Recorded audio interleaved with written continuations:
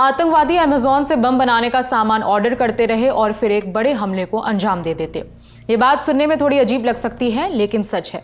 14 फरवरी 2019 का पुलवामा आतंकी हमला आपको याद ही होगा। 40 जवान इस हमले में शहीद हो गए थे। 6 साल बाद इस हमले को लेकर एक बड़ा खुलासा हुआ है। FATF यानी फाइनेंशियल एक्शन टास्क फोर्स की एक रिपोर्ट में दावा किया गया है कि आतंकवादियों ने इस हमले को अंजाम देने के लिए ई-कॉमर्स वेबसाइट्स का सहारा लिया था। आतंकियों ने अमेज़न से विस्फोटक सामग्री ऑर्डर की थी, यानी कि आतंकियों ने घर बैठकर सब कुछ ऑर्डर किया और फिर इस हमले को अंजाम दिया। दुनिया में आतंकवाद को पैसा कहां से मिल रहा है, कैसे मिल रहा है, कौन दे रहा है और क्या ये सब सरकारों को पता है?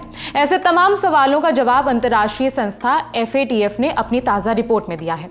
इस रिपोर्ट में भारत का जिक्र कई बार हुआ है।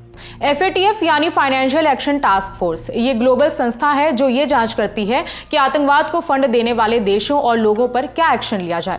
अब इस संस्था ने अपनी रिपोर्ट जारी की है। इस रिपोर्ट में 2019 के पुलवामा हमले, 2022 के गोरखनाथ मंदिर हमले और हाल ही में हुए पहलगाम हमले का जिक्र किया है और ये बताया है कि इन सारे हमलों के पीछे फंडिंग का बड़ा नेटवर्क ऑनलाइन प्लेटफॉर्म्स और डिजिटल पेमेंट सिस्टम के जरिए किया जा रहा था। FATF की रिपोर्ट में सबसे ज्यादा चौंकाने वाली बात यह है कि ई-कॉमर्स वेबसाइटों जैसे अमेज़न और ऑनलाइन पेमेंट सर्विसेज जैसे पेपाल का इस्तेमाल आतंकवादियों ने अपने मंसूबों को अंजाम देने में किया। उन्होंने सामान मंगवाया, पैसा भेजा और उसकी भनक भी नहीं लगने दी। रिपोर्ट्स में दावा किया गया कि भारत के पुलवामा हमले में जिस बम का इस्तेमाल हुआ उसमें एक खास तरह का एल्यूमिनियम पाउडर डाला गया था। ये पाउडर अमेज़न जैसे ई-कॉमर्स प्लेटफॉर्म से मंगाया गया था, मतलब कि एक आम वेबसाइट से आतंकवादियों ने सामान खरीदा और फिर किसी को इसकी भनक भी नहीं लगी। ये पाउडर बम के धमाके को और ज्यादा ताकतवर बनाने के लिए किया गया था। FATF की रिपोर्ट में यह भी बताया गया कि कैसे आतंकवादियों ने ऑनलाइन पेमेंट सिस्टम्स जैसे कि पेपाल का इस्तेमाल कर विदेशों से पैसा मंगाया। गोरखनाथ मंदिर के मामले में एक आरोपी ने करीब 6,70,000 रुपए पेपाल के जरिए ISIS यानी कि इस्लामिक स्टेट को भेजे। उसने VPN यानी कि वर्चुअल प्राइवेट नेटवर्क का इस्तेमाल करके अपना IP एड्रेस छुपाया ताकि पकड़ा ना जा सके और पैसा कहां से और किसने भेजा इसका पता ना चल सके। इसके अलावा उसी शख्स को विदेश से कुछ पैसा वापस भी आया। कुल मिलाकर ये पूरा फाइनेंशियल जुगाड़ था जिसमें पैसा इधर से उधर घूमता रहा और सुरक्षा एजेंसियों को भनक लगने में काफी वक्त लग गया।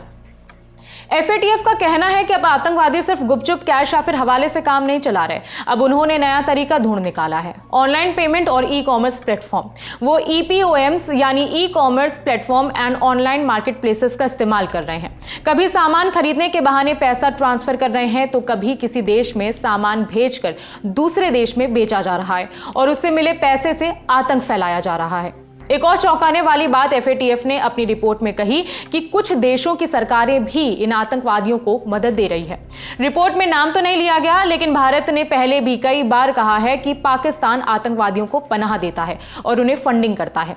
भारत का कहना है कि पाकिस्तान को FATF की ग्रे लिस्ट में रखा जाना चाहिए क्योंकि वो कई बार आतंकवादियों की मदद करता है।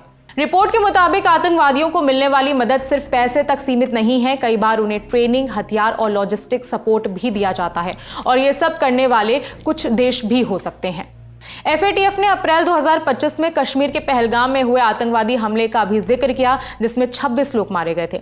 रिपोर्ट में कहा गया कि ऐसे हमले बिना किसी आर्थिक मदद के संभव ही नहीं है। भारत सरकार ने इस मामले में कई बार आवाज उठाई है और कहा है कि डिजिटल पेमेंट सिस्टम और VPN जैसे टूल्स को लेकर सख्ती बरती जाए। कई डिजिटल प्लेटफॉर्म्स अब निगरानी के दायरे में हैं और खास तौर पर पेपाल जैसे प्लेटफॉर्म्स को लेकर जांच की जा रही है। इस रिपोर्ट में एक और केस स्टडी का जिक्र है जिसमें कहा गया है कि एक आरोपी ने पेपाल के जरिए करीब 44 बार विदेशों में ट्रांसफर किए। उसने VPN खरीदा, उसका पेमेंट अपने बैंक अकाउंट से किया और फिर उसका इस्तेमाल करके ISIS के समर्थकों को पैसा भेजा। रिपोर्ट में यह भी कहा गया कि जैसे ही ये ट्रांजैक्शन संदिग्ध लगे, पेपाल ने आरोपी का अकाउंट बंद कर दिया था। FATF ने अपनी रिपोर्ट में देशों को सलाह भी दी है, कहा है कि दुनिया भर के देश अपनी सर्विलांस को और ज्यादा मजबूत करें, डिजिटल पेमेंट और ऑनलाइन ट्रांजैक्शन की मॉनिटरिंग भी की जाए ताकि आतंकवादियों को आर्थिक तौर पर कमजोर किया जा सके। भारत में बीते कई सालों में UPI और डिजिटल पेमेंट का इस्तेमाल बहुत तेजी से बढ़ा है। इसका एक फायदा यह है कि कैश का झंझट नहीं रहता, लेकिन एक खतरा भी है कि अगर इसकी निगरानी नहीं की जाए तो आतंकवादियों को इसका फायदा मिल सकता है।